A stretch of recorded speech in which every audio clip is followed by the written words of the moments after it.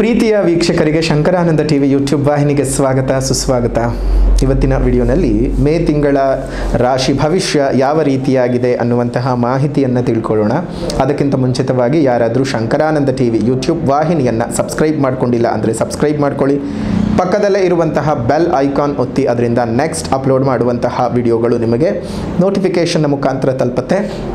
ಹೊಸ ಮಾಹಿತಿಗಳನ್ನು ತಿಳ್ಕೊಳ್ಳೋದಕ್ಕೆ ಸಾಧ್ಯವಾಗುತ್ತೆ ಅಂತ ತಿಳಿಸ್ತಾ, ಈ ಒಂದು ಮೇ ತಿಂಗಳಲ್ಲಿ ಬದಲಾವಣೆ ಆಗುವಂತಹ ಗ್ರಹಗಳ ಬಗ್ಗೆ ಮಾಹಿತಿ ನೋಡೋಣ. 1ನೇ ತಾರೀಕು 5ನೇ ತಿಂಗಳು 2024ಕ್ಕೆ ವೃಷಭ ರಾಶಿಗೆ ಗುರುಗ್ರಹವು ಬದಲಾವಣೆ ಆಗ್ತಾ ಇದೆ. ಈ ಗುರುಗ್ರಹವು ವೃಷಭ ರಾಶಿಗೆ ಬದಲಾವಣೆ ಆಗುವುದರಿಂದ ಯಾವ್ಯಾವ ರೀತಿಯಾದಂತಹ ಫಲಾನುಫಲಗಳನ್ನು ನೀವು ಅನುಭವಿಸಬಹುದು ಅನ್ನೋದನ್ನು ಈಗಾಗಲೇ ನಾನು ಗುರುಬಲ 2024 ಅನ್ನುವಂತಹ ವಿಡಿಯೋನಲ್ಲಿ ಹೇಳಿದ್ದೀನಿ. ಆ ವಿಡಿಯೋ ಯಾರಾದರೂ ನೋಡಿಲ್ಲ ಅಂದರೆ ಡಿಸ್ಕ್ರಿಪ್ಷನ್ ಬಾಕ್ಸ್ನಲ್ಲಿ ಲಿಂಕ್ ಇದೆ, ಆ ಲಿಂಕಿನ ಸಹಾಯದಿಂದ ನೋಡಬಹುದು. ಅಥವಾ ಶಂಕರಾನಂದ ಯೂಟ್ಯೂಬ್ ವಾಹಿನಿಗೆ ಭೇಟಿ ಕೊಟ್ಟರೆ ಅಲ್ಲಿ ನಿಮಗೆ ಎಲ್ಲ ರಾಶಿಯ ವಿಡಿಯೋಗಳು ಸಹ ಸಿಗುತ್ತೆ. ಅದರ ಬಗ್ಗೆ ಗುರುಬಲದ ಬಗ್ಗೆ ನೀವು ಸಂಪೂರ್ಣವಾದ ಮಾಹಿತಿಯನ್ನು ಪಡ್ಕೊಳ್ಬಹುದು. ಇನ್ನು 10ನೇ ತಾರೀಕು 5ನೇ ತಿಂಗಳು 2024ಕ್ಕೆ ಮೇಷರಾಶಿಗೆ ಬುಧ ಪ್ರವೇಶ ಮಾಡ್ತಾ ಇದ್ದಾನೆ. 14ನೇ ತಾರೀಕು 5ನೇ ತಿಂಗಳು 2024ಕ್ಕೆ ರವಿಯು ವೃಷಭ ರಾಶಿಗೆ ಪ್ರವೇಶ ಮಾಡಿ ವೃಷಭ ಸಂಕ್ರಮಣವಾಗ್ತಾ ಇದೆ. ಇನ್ನು 19ನೇ ತಾರೀಕು 5ನೇ ತಿಂಗಳು 2024ಕ್ಕೆ ಶುಕ್ರ ತನ್ನ ಸ್ವಕ್ಷೇತ್ರವಾಗಿರ್ತಕ್ಕಂತಹ ವೃಷಭ ರಾಶಿಗೆ ಬಂದು ಅಲ್ಲಿ ಗುರುವಿನ ಜೊತೆಗೆ ಸೇರ್ತಾ ಇರ್ತಕ್ಕಂತಹದ್ದು. ಗುರು ಶುಕ್ರ ರವಿ ಗ್ರಹದ ಒಟ್ಟಾರೆ ಸಂಯೋಗ ತುಂಬ ಚೆನ್ನಾಗಿ ಆಗ್ತಾ ಇದೆ. ಇಲ್ಲಿ 31ನೇ ತಾರೀಕಿನಂದು ಬುಧ ವೃಷಭ ರಾಶಿಗೆ ಪ್ರವೇಶ ಮಾಡ್ತಾ ಇದ್ದಾನೆ. ನೋಡಿ, ಈ ಎಲ್ಲ ರಾಶಿಗಳ ಸಂಚಾರದ ಫಲಗಳು ಯಾವ ರೀತಿಯಾಗಿರ್ತಕ್ಕಂತಹ ಫಲಾನುಫಲಗಳನ್ನು ಕೊಡಬಹುದು ಅನ್ನುವಂತಹ ಮಾಹಿತಿಯನ್ನು ನೋಡೋಣ. ಅದರ ಜೊತೆಗೆ ಈ ಮಾಸದ ವಿಶೇಷತೆ ಅಂತ ನೋಡಿದ ಸಂದರ್ಭದಲ್ಲಿ 10ನೇ ತಾರೀಕಿಗೆ ಅಕ್ಷಯ ತದಿಗೆ ಇರತಕ್ಕಂಥದ್ದು. ಎಲ್ಲರೂ ಸಹ ಅಕ್ಷಯ ತದಿಗೆಯಲ್ಲಿ ವಿಶೇಷವಾದಂತಹ ಪೂಜೆ ಪುನಸ್ಕಾರಗಳನ್ನು ಮಾಡಿ ದೇವರನ್ನು ಒಲಿಸಿಕೊಳ್ತಕ್ಕಂತಹ ಕೆಲಸವನ್ನು ಮಾಡ್ಕೊಳ್ಳಿ. ಅದರಿಂದ ನಿಮ್ಗೆ ಸಂಪೂರ್ಣವಾದ ಅನುಗ್ರಹ ಉಂಟಾಗ್ತದೆ. ಎಷ್ಟೋ ಜನರಿಗೆ ಈ ಅಕ್ಷಯ ತದಿಗೆ ದಿವಸ ಚಿನ್ನ ಖರೀದಿ ಮಾಡಿದರೆ ಅಕ್ಷಯವಾಗುತ್ತೆ ಅನ್ನುವಂತಹ ಭಾವನೆ ಇದೆ. ಆದರೆ ಅದು ಖಂಡಿತವಾಗಿಯೂ ನಿಮ್ಮ ಮನಸ್ಸಿನ ತಪ್ಪು ಭಾವನೆಗಳೇ ಹೊರತು ಅದಕ್ಕೆ ಯಾವುದೇ ರೀತಿಯಾಗಿರತಕ್ಕಂತಹ ಶಾಸ್ತ್ರದ ಆಧಾರ ಖಂಡಿತವಾಗಿಯೂ ಇಲ್ಲ. ಅಕ್ಷಯ ತದಿಗೆ ಎಂದು ಚಿನ್ನವನ್ನು ಕೊಂಡುಕೊಂಡ್ರೆ ಒಳ್ಳೆಯದಾ ಅಂತ ತುಂಬ ಜನ ಕೇಳಿದ್ದೀರಿ. ಹೌದು, ಚಿನ್ನವನ್ನು ಕೊಂಡುಕೊಂಡ್ರೆ ಒಳ್ಳೆಯದು. ಆದರೆ ಯಾರಿಗೆ ಅನ್ನುವಂಥ ಪ್ರಶ್ನೆಗೆ ಉತ್ತರ ಅಂಗಡಿಯವನಿಗೆ ಹೊರತು ನಿಮಗಂತೂ ಖಂಡಿತ ಅಲ್ಲ. ಹಾಗಾಗಿ ನಿಮಗೆ ಇಚ್ಛೆ ಇದ್ದರೆ, ನಿಮಗೇನಾದರೂ ಒಡವೆಗಳನ್ನು ತೆಗೆದುಕೋಬೇಕು ಅನ್ನೋ ಆಸಕ್ತಿ ಇದ್ದರೆ ತೆಗೆದುಕೊಳ್ಳಿ. ಅಕ್ಷಯ ತದಿಗೆಯ ಹೆಸರನ್ನೇ ಇಟ್ಕೊಂಡು ಮಾತ್ರ ತಗೊಳ್ಳೋದಕ್ಕೆ ಹೋಗೋದು ಬೇಡ. ಅದರಿಂದ ಯಾವುದೇ ರೀತಿಯಾಗೂ ಅನುಕೂಲಗಳೇನೂ ಇಲ್ಲ. ಇತ್ತೀಚೆಗೆ 1-2 ದಶಕದಿಂದ ಈ ಆಚರಣೆ ಹುಟ್ಕೊಂಡಿದೆಯೇ ಹೊರತು ಪೂರ್ವಕಾಲದಲ್ಲಿ ಅದೆಲ್ಲ ಏನೂ ಇರಲಿಲ್ಲ. ಅದರ ಜೊತೆಗೆ ಇನ್ನು 8ನೇ ತಾರೀಕು 5ನೇ ತಿಂಗಳು 2024ಕ್ಕೆ ವಿಶೇಷವಾಗಿ ನಡೀತಾ ಇರತಕ್ಕಂತಹ ಶ್ರೀ ಲಲಿತಾ ಮಹಾಯಾಗ.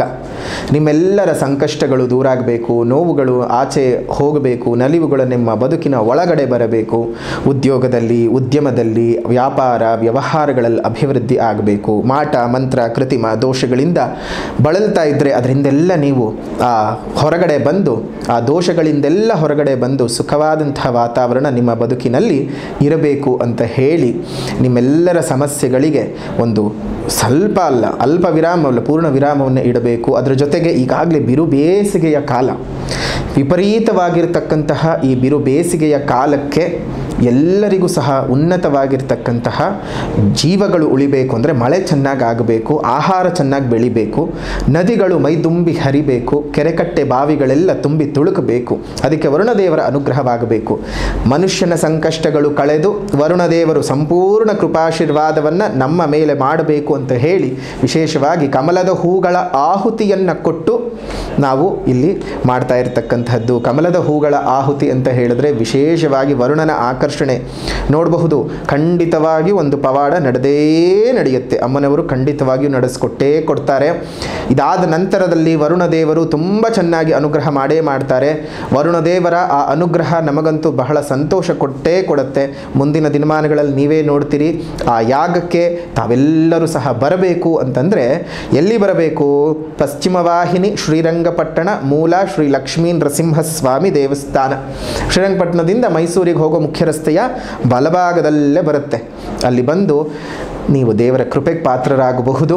ಅಲ್ಲಿ ಬಂದಂಥವರು ವಿಶೇಷವಾಗಿ ನಿಮ್ಮ ಶಕ್ತ್ಯಾನುಸಾರ ಪೂಜೆಗಳನ್ನು ಮಾಡಿಸ್ಕೊಳ್ಬಹುದು. ಅದೇ ರೀತಿಯಾಗಿ ಮಾಡಿಸೋಕೆ ಸಾಧ್ಯವೇ ಇಲ್ಲ ಅಂದವರು ಕಡೇ ಪಕ್ಷ ಬಂದು ಅಮ್ಮನವರ ದರ್ಶನವನ್ನು ಮಾಡಿಕೊಂಡು ಅಮ್ಮನವರ ಪ್ರಸಾದವನ್ನು ತೆಗೆದುಕೊಂಡು ಹೋಗಿ ಮುಂದೆ ನಿಮಗೆ ಮಾಡುವ ಶಕ್ತಿ ಅಮ್ಮನವರೇ ಕೊಡ್ತಾರೆ. ಏನು ಯೋಚನೆ ಮಾಡೋದು ಬೇಡ. ದಿನಾಂಕ 8ನೇ ತಾರೀಕು 5ನೇ ತಿಂಗಳು 2024 ನಡೀತಕ್ಕಂತಹ ಈ ವಿಶೇಷವಾಗಿರ್ತಕ್ಕಂತಹ ಲಲಿತಾ ಮಹಾಯಾಗಕ್ಕೆ ತಾವೆಲ್ಲರೂ ಬಂದು ಪಾಲ್ಗೊಳ್ಳಬಹುದು.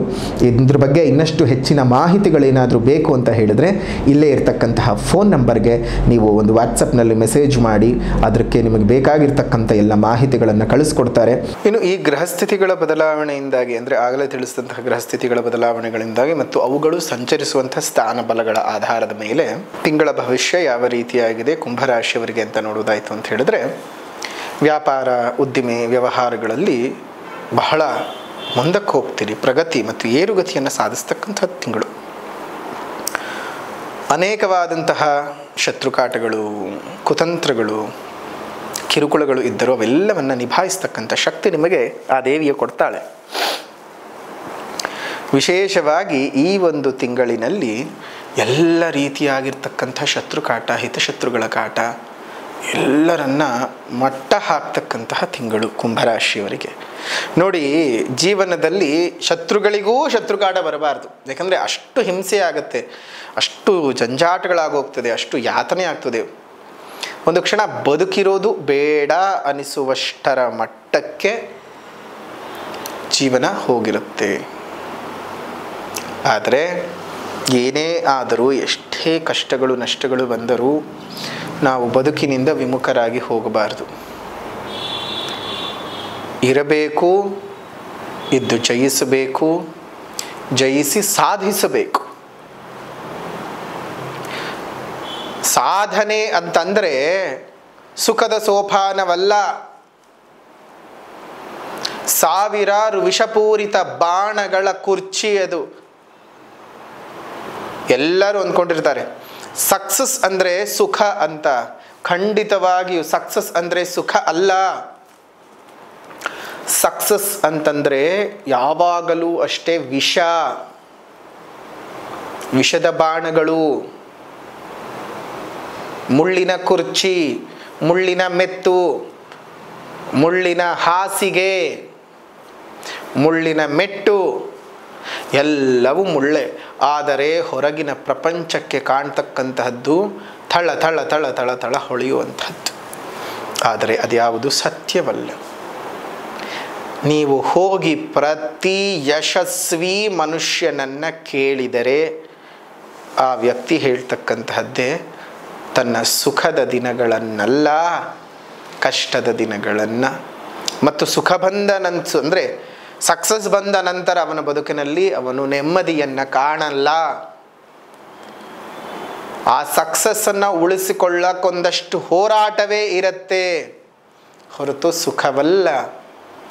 ಹಾಗಾದರೆ ನೀವು ಯಾವುದಕ್ಕೂ ಹೋರಾಟ ಮಾಡ್ತಾ ಇದ್ದೀರಿ? ಸುಖಕ್ಕ, ಸಕ್ಸಸ್ಸಿಗ?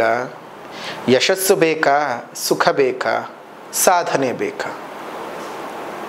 ಬದುಕಿಗೆ ಇದು ಯಾವಾಗಲೂ ಯಕ್ಷ ಪ್ರಶ್ನೆ. ನಾ ಹೇಳೋದು ನಿಮ್ಮ ನಿಮ್ಮ ಮನಸ್ಸಿನ ಅನ್ವಯ ನಿಮಗೆ ಏನು ಬೇಕೋ ನೀವು ಅದನ್ನು ಸಾಧಿಸ್ಕೊಳ್ಳಿ ಅಷ್ಟೆ. ಅದೇ ರೀತಿಯಾಗಿ ಕುಟುಂಬಕ್ಕೆ ಸಂಬಂಧಿಸಿದಂತಹ ಮನಸ್ತಾಪಗಳಾಗಲಿ ಅಂತಃಕಲಹಗಳಾಗಲಿ ಏನಾದರೂ ನಡೀತಾ ಇತ್ತು ಅಂದರೂ ಅದು ನಿವಾರಣೆ ಆಗ್ತಕ್ಕಂತಹ ಒಂದು ತಿಂಗಳಾಗಿರುತ್ತೆ. ದೈಹಿಕವಾಗಿ ಇದ್ದಂತಹ ಅನಾರೋಗ್ಯಗಳು ನಿಮಗೆ ದೂರಾಗಿ ಆರೋಗ್ಯ ಪ್ರಾಪ್ತಿ. ವಿನಾಕಾರಣ ಬಂಧುಗಳಿಂದ ದಿಢೀರಂತ ಈ ತಿಂಗಳು ವಿರೋಧಗಳು ಉಂಟಾಗುತ್ತೆ. ಬಂಧುಗಳಿಂದ ಆದಷ್ಟು ದೂರವನ್ನು, ಅಂತರವನ್ನು ಕಾಪಾಡಿಕೊಳ್ಳಿ. ಯಾವುದೇ ಕಾರಣಕ್ಕೂ ಸುಮ್ಮನೆ ಬಂಧುಗಳ ಜೊತೆಗೆ ಹೋಗ್ತಕ್ಕಂಥದ್ದು, ಪುನಃ ಸೇರ್ತಕ್ಕಂಥದ್ದು ಅದೆಲ್ಲ ಮಾಡೋದು ಬೇಡ. ಬಂಧುಗಳು ಯಾವತ್ತಿದ್ರೂ ನೋವುಗಳನ್ನು ಕೊಡ್ತಕ್ಕಂಥವರೇ. ಅತಿಯಾಗಿ ಯಾರನ್ನು ವಿಶ್ವಾಸಕ್ಕೆ ಮತ್ತು ಪರಿಗಣನೆಗೆ ತೆಗೆದುಕೊಳ್ಳುವುದು ಬೇಡ. ಯಾರನ್ನು ಎಲ್ಲೆಲ್ಲಿ ಇಡಬೇಕು ಅಲ್ಲಲ್ಲಿ ಇಟ್ಬಿಡಿ. ವಾಹನಗಳಿಂದ ಲಾಭಗಳನ್ನು ನೋಡ್ತೀರಿ. ವೆಚ್ಚಗಳು ನಿಮಗೆ ಸ್ವಲ್ಪ ಅಧಿಕವಾಗುತ್ತೆ. ಆ ಅಧಿಕವಾಗೋ ರೀತಿಯಲ್ಲಿ ಆದಾಯವೂ ಸಹ ಹೆಚ್ಚಳವಾಗ್ತಕ್ಕಂಥದ್ದು.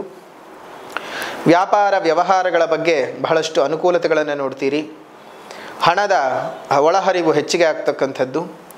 ದಾಂಪತ್ಯದಲ್ಲಿರ್ತಕ್ಕಂಥ ವಿರಸಗಳು ಸರಿ ಹೋಗ್ತಕ್ಕಂಥದ್ದು, ಶುಭ ಕಾರ್ಯಗಳು ನಿಮಗೆ ನಡೆಯುತ್ತೆ, ಶುಭ ಕಾರ್ಯಗಳ ಪ್ರಯತ್ನಗಳಿಗೆ ಯಶಸ್ಸುಗಳು ಸಿಗ್ತಕ್ಕಂಥದ್ದು ಆಗುತ್ತೆ, ಕಾರ್ಯಗಳು ಕೈಗೂಡತಕ್ಕಂತಹ ಒಂದು ತಿಂಗಳು ಅಂತಲೇ ಹೇಳಬಹುದು.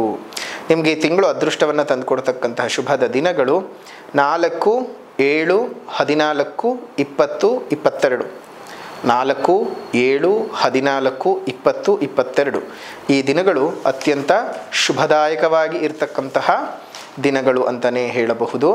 ಈ ಒಂದು ಕುಂಭರಾಶಿಯವರಿಗೆ ಸ್ವಲ್ಪ ಶುಭ ಫಲಗಳು 85ರಿಂದ 90ರಷ್ಟು ಶುಭದ ಫಲಗಳು ಇದ್ದಾವೆ. ಹಾಗಾಗಿ ಗಾಬರಿ ಪಟ್ಕೊಳ್ಳುವಂಥ ಅವಶ್ಯಕತೆ ಇಲ್ಲ. ಒಂದು ಸಲ ನಿಮ್ಮ ಜನ್ಮಜಾತಕವನ್ನು ತೋರಿಸ್ಕೊಳ್ಳಿ, ಅದರ ಮುಖಾಂತರವಾದಂಥ ಬೇಕಾದಂಥ ಪರಿಹಾರವನ್ನು ಮಾಡ್ಕೊಳ್ಳಿ, ಇನ್ನಷ್ಟು ಶುಭ ಫಲಗಳನ್ನು ನೀವು ಅನುಭವಿಸಬಹುದು. ಇನ್ನು ಅದೇ ರೀತಿಯಾಗಿ ಈ ಒಂದು ತಿಂಗಳಲ್ಲಿ ನೀವು ಮಾಡಿಕೊಳ್ಬೇಕಾಗಿರ್ತಕ್ಕಂಥ ಪರಿಹಾರಗಳ ಬಗ್ಗೆ ಗಮನ ಕೊಡೋಣ. ಅದಕ್ಕೂ ಮುಂಚಿತವಾಗಿ 8ನೇ ತಾರೀಕು ಚೈತ್ರಾಮಾವಾಸ್ಯೆ ಅಕ್ಷಯ ತದಿಗೆಯ ಅಮಾವಾಸ್ಯೆಯ ಪ್ರಯುಕ್ತವಾಗಿ ನಡೀತಾ ಇರತಕ್ಕಂತಹ ಈ ಒಂದು ಶ್ರೀ ಲಲಿತಾ ಮಹಾಯಾಗಕ್ಕೆ ಬಂದು ಪಾಲ್ಗೊಂಡು ನಿಮ್ಮ ಜೀವನವನ್ನು ಕೃತಾರ್ಥರನ್ನಾಗಿ ಮಾಡಿಕೊಳ್ಳಿ. ಅಮ್ಮನವರ ಸಂಪೂರ್ಣ ಆಶೀರ್ವಾದಕ್ಕೆ ನೀವು ಸಿದ್ಧ ಮಾಡಿಕೊಳ್ಬೇಕಾಗ್ತದೆ. ಅದೇ ರೀತಿಯಾಗಿ ನಿಮ್ಮ ಜೀವನದಲ್ಲಿ ಯಾವುದೇ ರೀತಿಯಾಗಿರ್ತಕ್ಕಂತಹ ಯೋಗದ ಫಲಗಳನ್ನು ಅನುಭವಿಸಬೇಕು ಅಂತಂದರೂ, ನೀವು ಒಳ್ಳೆ ರೀತಿಯಾಗಿರ್ತಕ್ಕಂಥ ಜೀವನವನ್ನು ಪಡ್ಕೊಳ್ಬೇಕು ಅಂದರೂ ಸಹ ಈ ಯಾಗಕ್ಕೆ ಬಂದು ನೀವು ಪಾಲ್ಗೊಳ್ಬಹುದು. ಇನ್ನು ಈ ತಿಂಗಳು ನೀವು ಮಾಡ್ಕೊಳ್ಬೇಕಾದಂಥ ಪರಿಹಾರ, ಮೊದಲನೇದಾಗಿ ಸಾಮಾಜಿಕ ಪರಿಹಾರ. ಯಾವ ರೀತಿಯಾಗಿ ಅಂತಂದರೆ, ನಿಮಗೆ ಪುನಃ ನಾನು ಹೇಳ್ತಾನೆ ಇರ್ತೀನಿ, ಅದೆಷ್ಟೋ ಜನರಿಗೆ ಗೊತ್ತಾಗ್ಬಿಟ್ಟಿರೋದು. ನಿಮ್ಮ ಮನೆ ಮುಂದೆ ಮತ್ತು ಮೇಲ್ಭಾಗದಲ್ಲಿ ಸಣ್ಣ ಸಣ್ಣ ಕುಂಡಗಳಲ್ಲಿ ನೀರನ್ನು ಇಡ್ತಾ ಬನ್ನಿ. ಅದೇ ರೀತಿಯಾಗಿ ನಿಮ್ಮ ಸುತ್ತಮುತ್ತ ಇರತಕ್ಕಂಥ ಉದ್ಯಾನವನಗಳಲ್ಲಿ ಒಂದೊಂದು ಹಣ್ಣಿನ ಗಿಡಗಳನ್ನು ಕೊಟ್ಟು ಪೋಷಣೆ ಮಾಡಿಸಿ. ಅದರಿಂದ ಅದೆಷ್ಟೋ ರೀತಿಯಲ್ಲಿ ನಿಮ್ಮ ಬದುಕಿನಲ್ಲಿ ಒಳ್ಳೆ ರೀತಿಯ ಬೆಳವಣಿಗೆಗಳು, ಒಳ್ಳೆ ರೀತಿಯಾಗಿರ್ತಕ್ಕಂತಹ ಅನುಕೂಲತೆಗಳು ಸೃಷ್ಟಿಯಾಗ್ತವೆ.